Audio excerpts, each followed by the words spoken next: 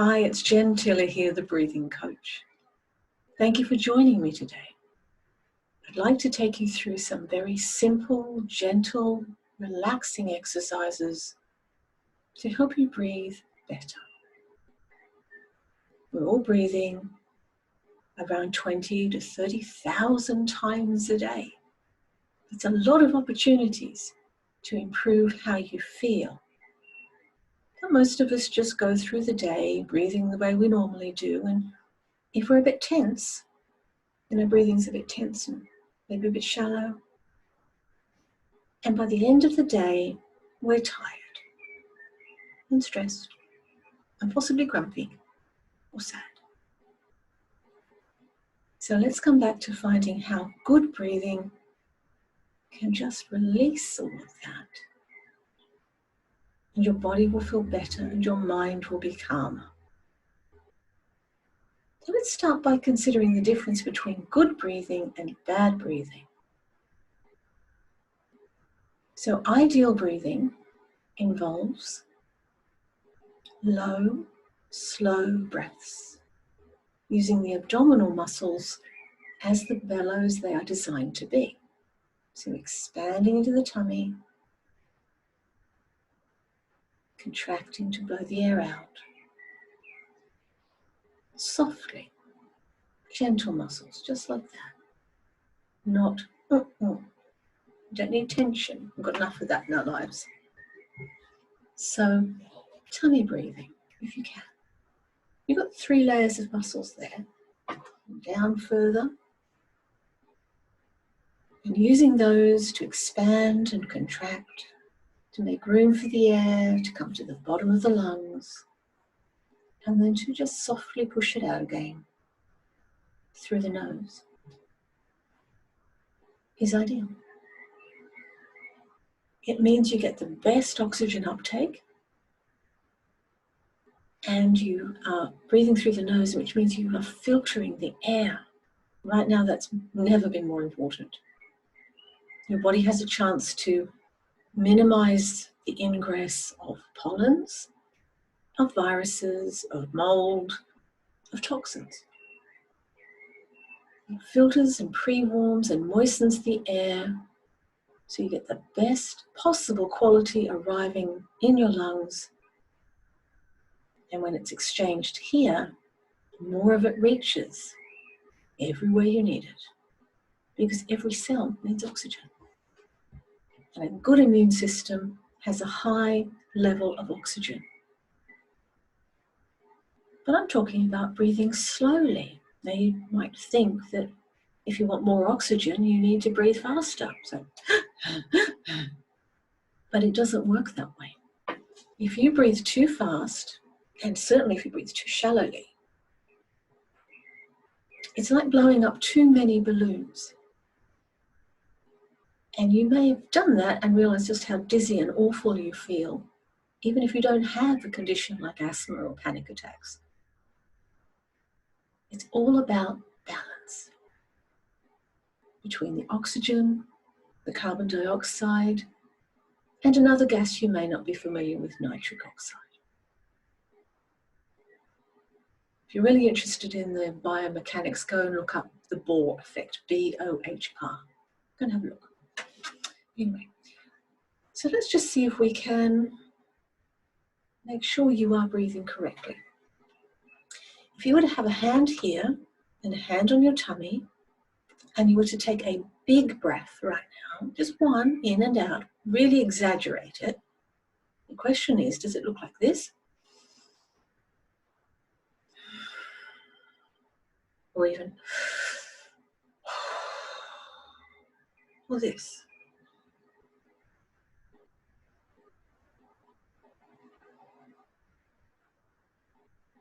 That's the one we want. Low and slow and through the nose, okay? So let's have another go at this. Expanding the tummy muscles is to breathe in and bringing them back towards the spine to breathe out and push the air out. And then the next thing they want to do is relax and open up again. All right? So it's a forward and back movement. I'm exaggerating this, by the way. If you're just sitting in a chair, you don't need to be breathing large. So it's large in expansion maybe, but it's very slow.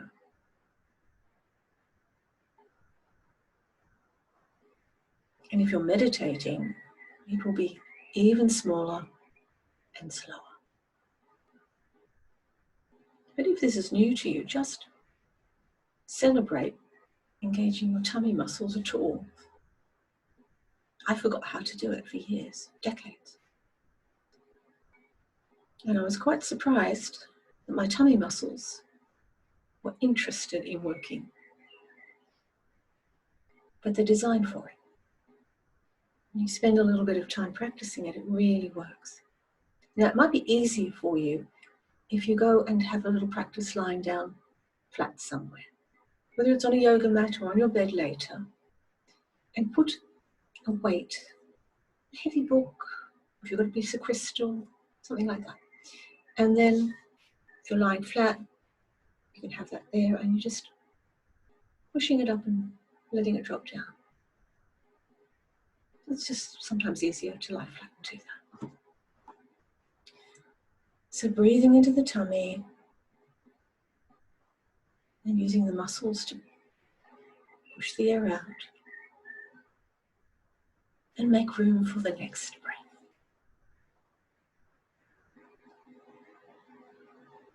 It's a simple enough thing. Now we have got lots of ways of getting oxygen in. You could be using also the lower ribs. They're called the floating ribs because they're not as tightly attached to the front and the back as the ones up here. Right? So as you breathe out, give them a little squeeze in with your hands, and then you can feel those muscles.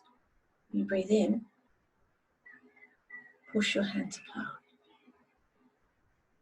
Breathing out, also using your tummy muscles a bit. In. Expanding to make room for the air as you breathe in.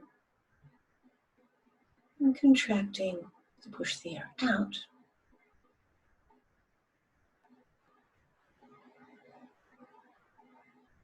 But nice and slow.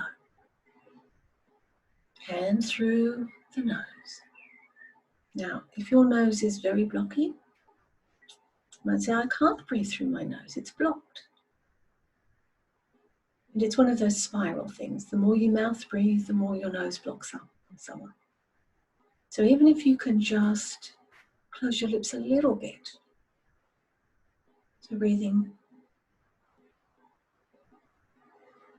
like that, rather than a big mouth breath, would be great. And over time, you will find that the airways do open up and you can start to breathe through your nose. It worked for me. Literally for 30-something years, I mouth breathed all the time. But I don't now.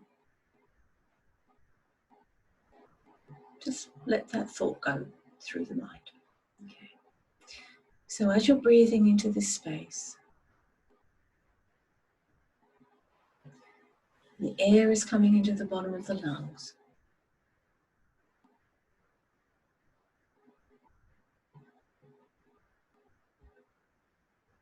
How do you feel?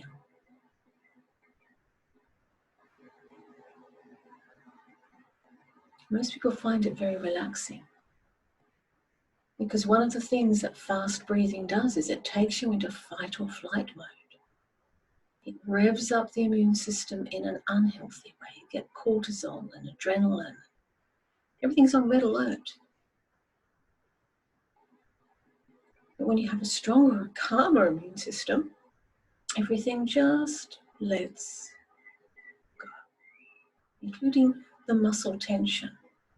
Funny thing is, when muscles are tense, they're not really much stronger. And it's exhausting, so over the day, you get less strong. Let's see if we could just release some of that muscle tension most of us carry around our shoulders anyway, right? So if your shoulders are a little bit up, a little bit rounded, which is very common, especially if you spend your life on a phone or you're hunched over a computer keyboard, happens to so many of us, then what we do is, oddly enough, we exaggerate the movement. So we might take up high and then squeeze them back, and you'll feel it a bit ouchy probably. Be sensible and careful with this. And then loosen it off by rotating. I don't know about you, but I can hear crunching. And then you repeat it. Up, back, rotate.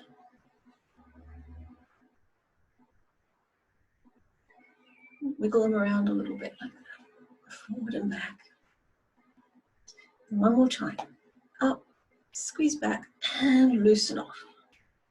Rotate, roll forward. There we go.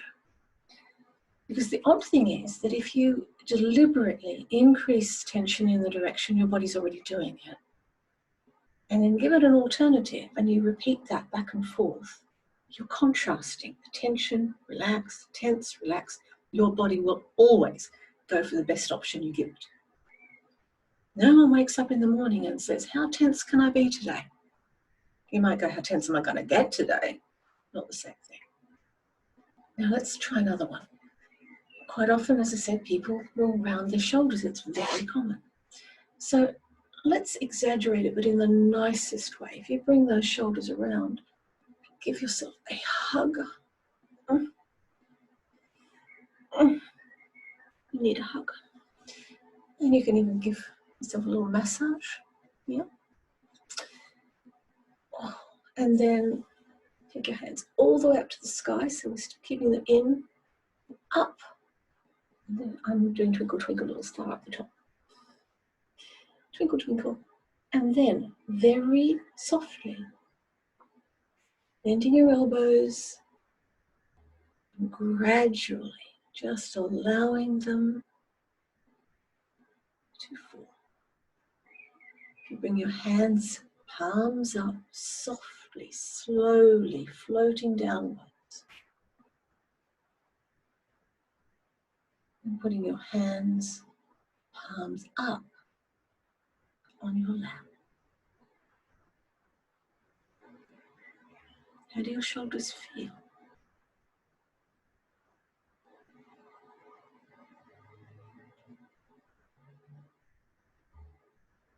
Obviously, all of these exercises are only to be done in a way that suits you, that are comfortable for you. But most of us hold tension there, and it's a really valuable thing to do. Now, the other thing, the hands palms up, you might have wondered why that. If your hands are palms up, it engages the muscles here very differently to the hands down. There's a little bit of shoulder pressure that tends to go into that, even if it's tiny.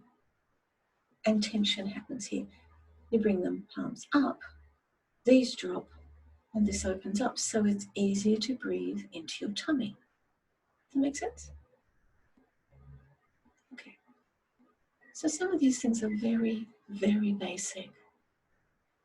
But slow breathing, calm breathing, through the nose. And it's just healthy, normal breathing. You see a small baby, they will always be breathing from their tummy. They might breathe a bit faster. Babies breathe faster than adults. But if you see a baby breathing into the chest, the upper chest, and you know you've got a sick baby. What people don't realize is that if an adult breathes like that, you've got an adult who is, well, going to be struggling with their well-being. Whether it's mental issues, whether it's physical issues, slowing the breath down takes the stress out. Now, there's just one more thing that makes a really big difference, especially to your mental well-being. Or if you've got asthma too, asthma symptoms. It's one of the big things that made a difference to me. And that is the breathing cycle, not just in and out, But when you rest the breath, not holding it in, but breathing out gently and slowly, and resting the breath for a moment or two before you breathe in again. So just experiment with that. It's literally breathing out slowly, resting the breath, and breathing in. Only do it for as long as it's really comfortable, because it would be ideal if you could do that a little bit every breath. Slows the whole breathing cycle down, goes a long way towards turning off fight or flight. And in the space between the breaths, always after the out breath, seriously notice. Try again. Breathe out slowly, rest the breath.